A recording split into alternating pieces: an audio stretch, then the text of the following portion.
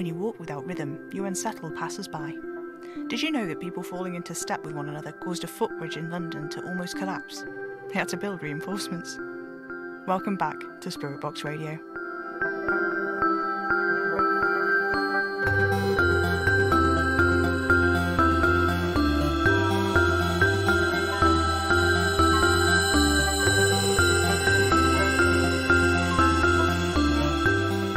Hello, faithful listeners. I hope you've all had a good week. Before I get into anything else, I'd like to reassure you all that Anna is alright. On Saturday, she and Kitty went back to her house, aiming to collect some of Anna's stuff. I sent Indy, Bliss and Ingra too, just to wait outside in case anything untoward happened. It didn't. Everything was fine, actually. Better than fine. The door was unlocked, and the house was empty. I didn't believe it at first. Oliver and I went round to check, and it was all completely normal. No sign of Guy, or whatever the thing he'd become was. We checked every inch of the house for anything arcane that might suggest Anna's at risk, and we found nothing. I tried to insist that Anna come back to the Hutfield car park anyway, but she wouldn't hear any of it. She said she just wanted to get back to normal. I suppose things have been pretty cramped here while she's been staying. The flat is mostly one big room, really. Oliver's bed is against the wall, the couch and the TV are in one corner. The kitchen is in this little L-shaped space down the side of the bathroom, and next to the bathroom is this very tiny study where Anna has been staying. Kitty was in there before. I'm not sure where Kitty's been staying since Anna came here, actually, but she's not returned since Anna... Oh, Oliver's down in the shop. He's got a big wedding delivery tomorrow morning, so I should get that, shouldn't I? Hang on, faithful listeners. Hello? Oh, a package. Well, there was nobody out there that I could see. How weird. And this package is addressed to me? Weird. Okay. What? A bunch of CDs? No, they're DVDs, but they're in like CD cases, you know, the square clear ones. Tiff, Newt, Ellie, Addie, Maria. There's a note too. Dear Sam, you may find these interesting. Arlo STTR. Arlo STTR.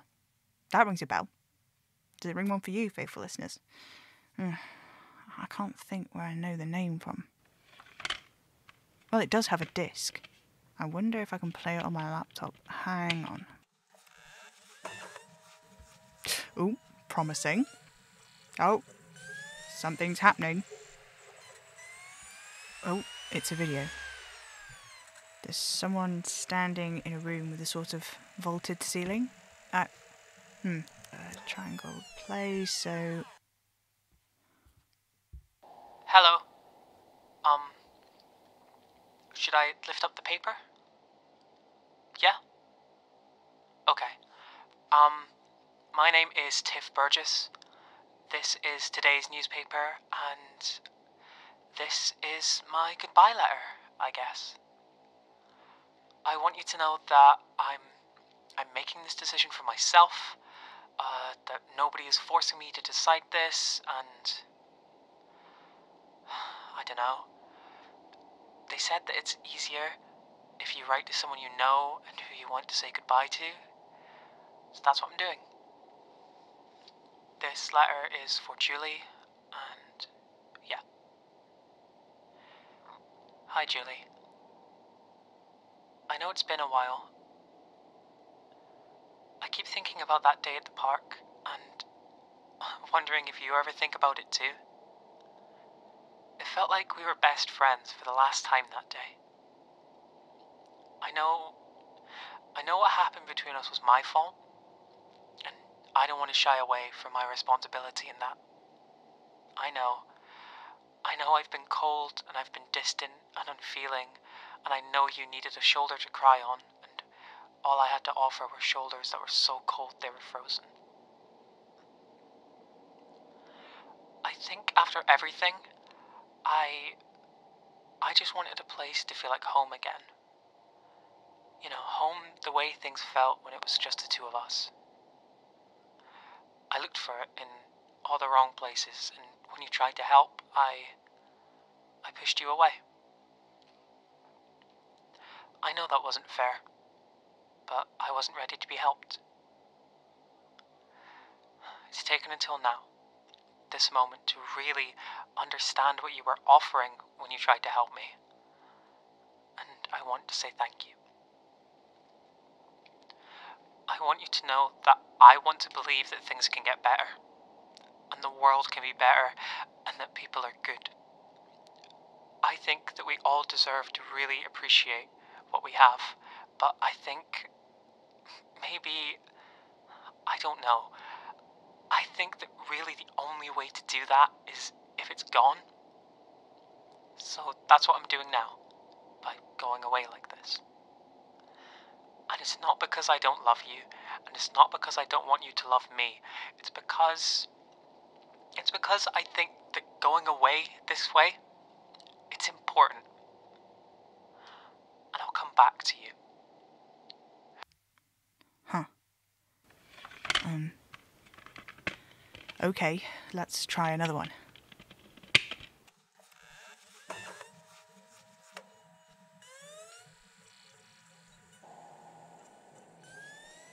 Yeah, sure. Today's newspaper. Here it is. I'm Ellie, and yes, I'm here voluntarily. That's the point of these things, isn't it? To prove nobody's dragged us here against our will. I don't know why anyone would think that. Come on, guys. Where's your sense of adventure? It's all about connectivity, about engaging with people, about finding a place where you belong, isn't it? That's what life's for. Yeah, they would say it'd be easier to make one of these things if I wrote a letter to say goodbye to someone. So, that's the kind of what I've done. This letter is for my old manager at Pizza Express, Sarah. Screw you, Sarah. You don't appreciate the people you work, and you never appreciated me. You don't understand how hard it is to show up to this ridiculous job every day and have to smile and wave at all the customers. You've got no idea what any of this is like, because I know for a fact you were hired straight into management and you've got hardly any experience on the shop floor. You don't even try to see any of this from anyone else's perspective, and look, if something happens to me, which likely will, you should know that if you understood anything about how the world works, you know that, yes, it's your fault I'm here. But what you might not understand is that I'm actually grateful. I'm grateful that I lost touch with all of my friends one by one because I ran out of money to go places with them. I'm grateful that sometimes I wake up in the middle of the night sweating, thinking about the order on table 36, and the way you looked at me. I killed a puppy when I sat down on the floor in the kitchen for 2 seconds near the end of my 8-hour shift, running around every little thing you could think to set me to do. I'm grateful for all of it. Now, because if that hadn't happened, I wouldn't have found this place. These people, they love me. I love them. We care for each other. We support one another. You'll never understand that, Sarah. You'll never know what it feels like when someone offers you total surrender and sacrifice, because you don't appreciate anyone to understand what it looks like if they tried. You'll never appreciate it because you never lay yourself down for the good of others. So yeah, that's it. That's why I'm here. I know those ceilings. It's the place where the scaremongers hang out in York. That's why it looks so familiar. Both of these people, that's where they're recording these videos, and STTR, subscribers to the redistribution, which means this Arlo is from there. Is this... Are they trying to recruit me? I don't understand. Let's watch another one, I suppose.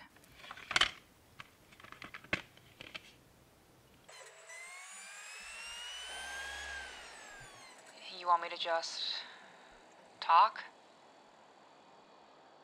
Oh, the newspaper, right. This is today's paper, and I'm Newt. That's it? No? Oh, right, like a testimonial type thing? Why should you be a scaremonger?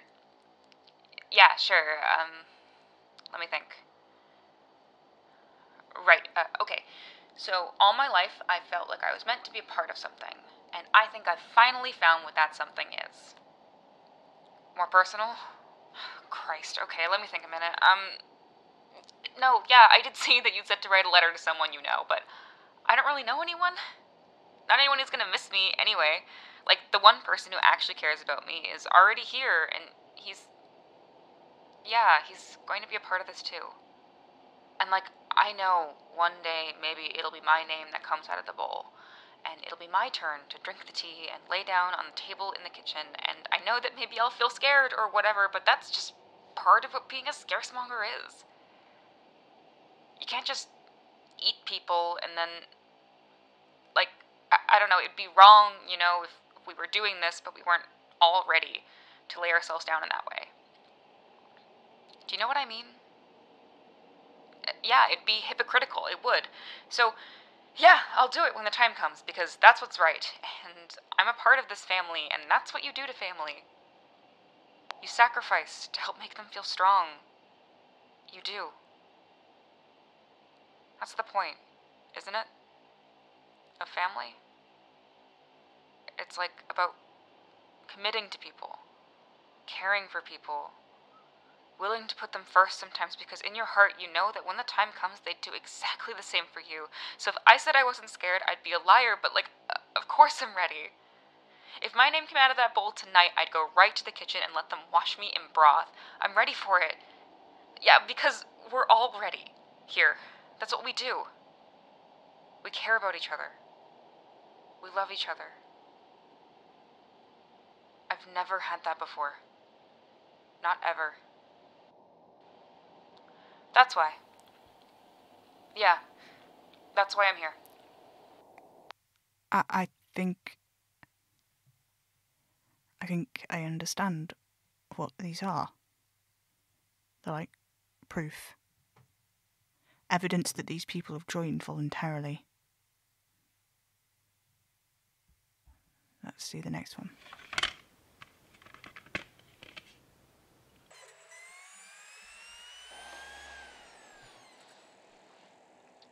Okay. I'm Addy Knight. Here's today's newspaper, and I'm here to say goodbye. And this is something I'm doing for myself because, well, I think it's right. I don't know. I think a lot of people are going to come to their own conclusions about what's happening and what we're doing here. But sometimes you just have to trust your gut. It's important to remember that sometimes you need to step back to appreciate the picture. And the truth can be like that. It's not a photograph, it's impressionism. And I know it's hard to see things from my perspective right now. But all you need to do to get what I'm talking about is take a few steps back. Yeah, it's possible that some people are going to die. No. Scratch that. It's certain some people are going to die. But what birth or rebirth isn't bathed in blood? Name one. You can't, can you? This is the road to the future, and really, by denying that, you're just saying you don't care about everyone who's already gone, who laid out their lives for this cause, you know? Like, this stuff is important, isn't it? If you're thinking about whether or not what's happening is right or wrong, and wondering if there's a way you could ever possibly find the answer, I want you to think about what I'm about to say. The answer is already inside you. And you just have to listen. Just look into yourself and see what you find. That's all I'm saying. Okay? Maybe one of the people that'll die is me. But if it happens, that's just what was meant to be. And in the end, I'll just be here, some part of the collage of reality. Not gone still. Just redistributed. Goodbye, everyone. I love you all. Okay, I'm starting to freak out a little now. Did we watch the last one? Maria. We should.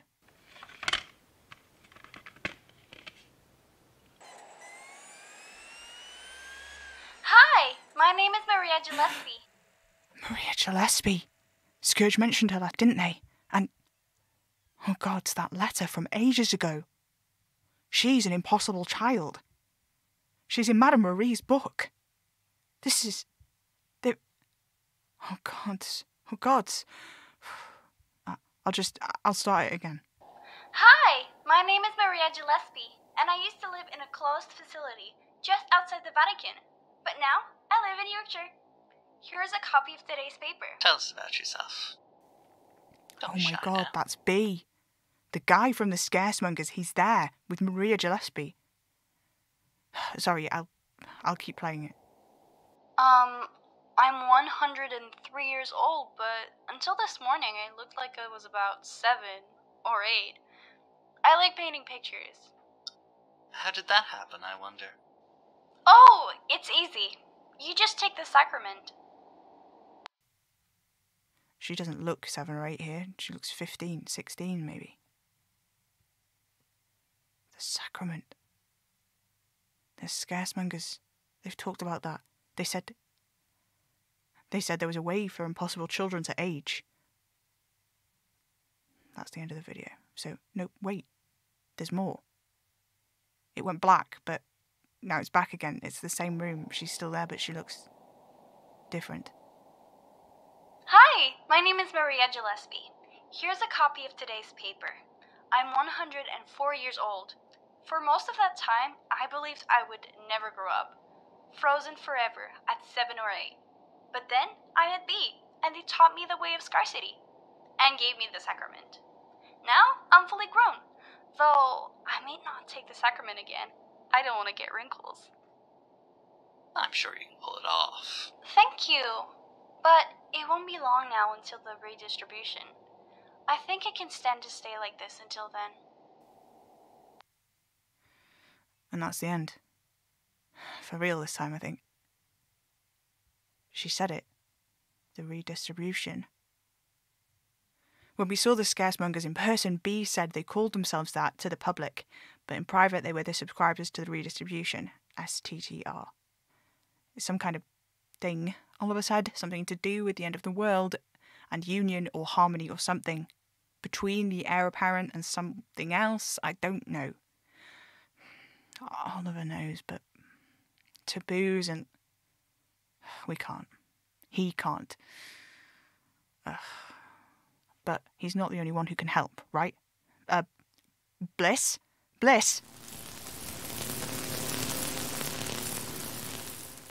What do you want? I thought you weren't going to call on us like that. I know, but this is kind of an emergency. Right, whatever. What do you need? I need you to go to the Scaremongers. Don't approach them. Stay hidden if you can and find out what's happening with scarcity. I think it's something to do with a girl. An impossible child. Maria Gillespie. You do realize the irony that you're sending me, ignorance, on a reconnaissance mission. It'll do you some good. You suck. Can I at least take Ingra? Yeah, sure. You can take Indy too. No thanks.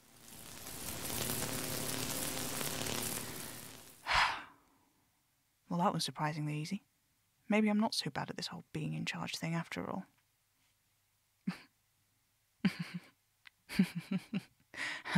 No, I really am very bad at it. I've got an email. Subject is, it's time, and it's from JM. Next Thursday, 3 a.m, Leeds, Maple Court Apartments, apartment 359. J Magnum. J. They rang last week before the whole thing with Guy. I think this is an invitation. Can't hurt, I suppose. Though this time I probably won't mention it to Anna beforehand. My last excursion to York did not go down well with her, and she's got a lot on her mind. I think this thing with the scaremongers, besides the obvious stuff, what's bothering me is... Well, there are two communities of Arcanists out there right now. They're one of them, and the other is us, faithful listeners. All of these people were so committed to the cause, and B, is he the leader? He seems in charge whether or not he likes it. He's the one there interviewing Maria Gillespie. I'm willing to bet he was in the room when the others were recording the tapes too. I don't have followers, not like that. I have you, but I'm not asking you to lay down your lives. I have the sins now. I have Mater Arcana and the cats and the forum ghosts. That's different, isn't it? I didn't recruit them, not like that. They just showed up. That's true for most of them anyway. The sins, the cats, even the ghosts in the impossible house. But the ones before that, the ones I made when Em was alive, were... Bliss? Hey. Is that popcorn? Don't know. It's great though. Do you want some? Sure, thanks. Aren't you supposed to be... On a reconnaissance mission, yeah. Can you write it down? Sure. Don't want to forget. Which is interesting. I do love that, usually. Yeah, I'll write it down for you. What you doing? Writing it down? No, I mean, otherwise. Oh, right. The Enlightenment segment is airing? Huh, neat. Thanks. No problem. Here, I've put watch the scaremongers, don't let them see you, keep a special eye out for Maria Gillespie and listen carefully for any info about her. That good? Blissful, thanks. Okay. You can go now? I will. Cool. Go on then. Nice seeing you. Huh. Well, that was weird. Okay, anyway, what was I saying? Oh yes, the forum ghosts from when Madame Marie was alive. They were all so intentional. None of them seemed to agree to it, not exactly, not to what ended up happening to them anyway. What sticks in my head, the thing I keep coming back to. B. B sits there, lets these people make these statements, these declarations of what? Loyalty? I don't know. He lets them commit themselves to the cause so wholly and fully, and then... Well, from what we know, from what everyone has said, some of them will get eaten. I know that B seems to think this is all part of some great expansive plan, but honestly, even if I thought it was going to do something good in the end, I don't think I could do that. Gather people, assume responsibility for them in that way, and then just let them die. Kill them. However willing they seem to be, that's just... It's not... I can't. No. All of those people, they trusted B, and he fails them. That makes me so angry.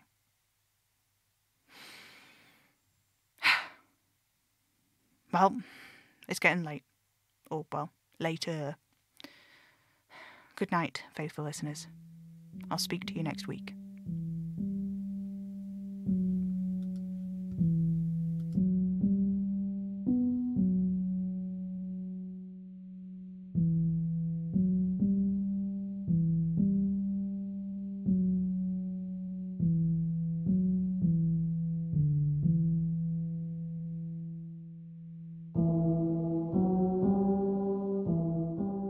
Spirit Box Radio is a podcast created by Pippin A. Major for Hanging Sloth Studios.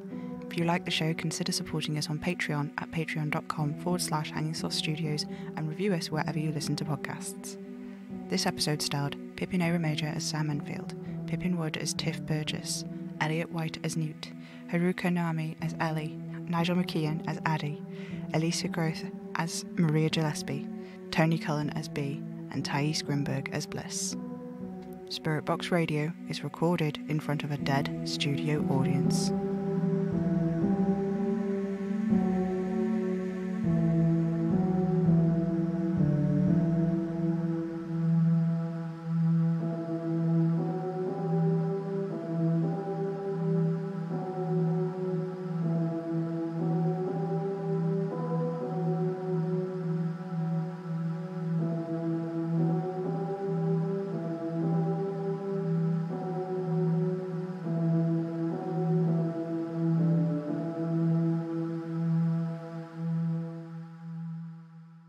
Tune in, get spooky. Hey there, folks. Your host and pal Jess here. If you're hearing this, that means you found our frequency. Or maybe it found you. If it's my voice trickling out of your speakers, however it may have gotten there, that means you're tuned in to Nowhere on Air, our little community radio show here in Braden, Alberta, where we do our best to keep you updated on the who's, what's, when's, where's, and why's of our little town. The hows, however, are usually a different story. You know how it is round here. If you don't, and you'd like to, we invite you to tune in the 10th and 21st of each month. Maybe you've sensed a shadow coming. A storm rising and writhing just over the horizon. Or something like a voice calling on the wind. Something you remember from a dream. If you have, find us wherever you get your podcasts. Or on Twitter at Nowhere on Air for information, updates, and more. Listen close. Don't wander off. Especially out here.